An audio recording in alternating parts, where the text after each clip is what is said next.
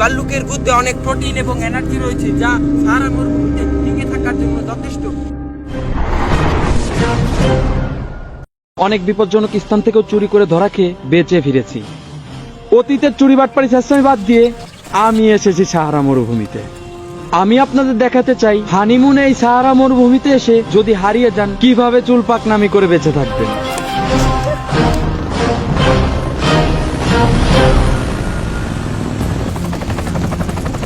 আমি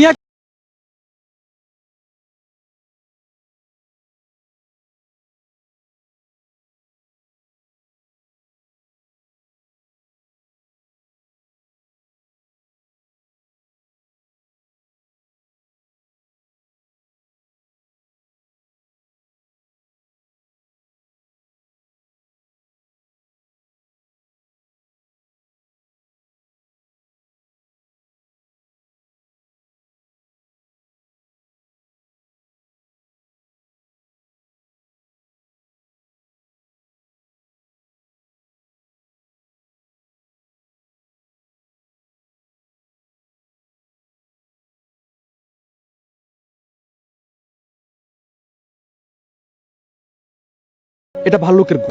এর একটাই কারণ, তারা টয়লেটে হাঁটতে পছন্দ করে না। তাদেরও কিন্তু টয়লেট আছে। আমি হাঁটতেছি প্রায় অনেকক্ষণ হয়ে গেছে, কিন্তু এখানে পানি নাই, শুধু কালো ভাল্লুকের গু। তো আমার পানির প্রয়োজন। এখন আমার পানি খুঁজতে হবে।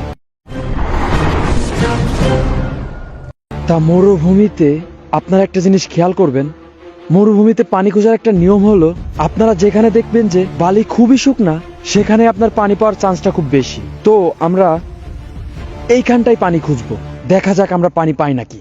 মরুভূমিতে আপনারা সবসময় শুকনো জায়গায় পানি খুঁজবেন, কারণ রোদ ওই শুকনো জায়গাটি দেখে না, যার কারণে ওইখানে পানি পাওয়ার চান্স খুব বেশি থাকে। আমরা অনেকেই মনে করি ভেজা জায়গায় পানি থাকে, কিন্তু না, ওইটা ভুল। সাহারা মরুভূমিতে শুকনো জায়গায় পানি থাকে। আমার দাদা বলেছিল মরুভূমিতে আপনার টিকতে হলে প্রতিদিন প্রচুর পরিমাণে পানির প্রয়োজন, কিন্তু আপনি ভুল সিদ্ধান্ত নিলে এই মরুভূমিতে টিকতে পারবেন। কারণ আপনি যদি দেখেন যে পানি পাওয়ার থেকে বেশি আপনার পানি খরচ হয়ে যাচ্ছে, তাহলে এটা আপনার জন্য একটি ভয়ঙ্কর ব্যাপার।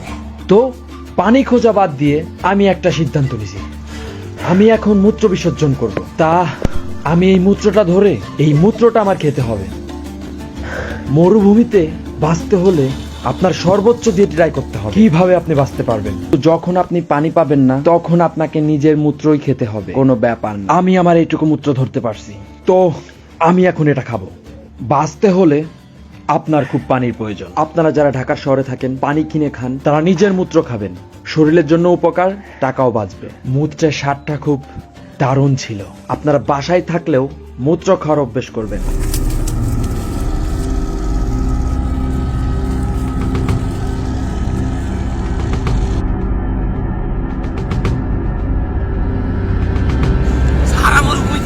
বেঁচে ফেরার এটাই একমাত্র কৌশল। আপনারা এভাবে করতে থাকবেন এবং সামনের পথের দিকে আস্তে আস্তে অগ্রসর হবেন।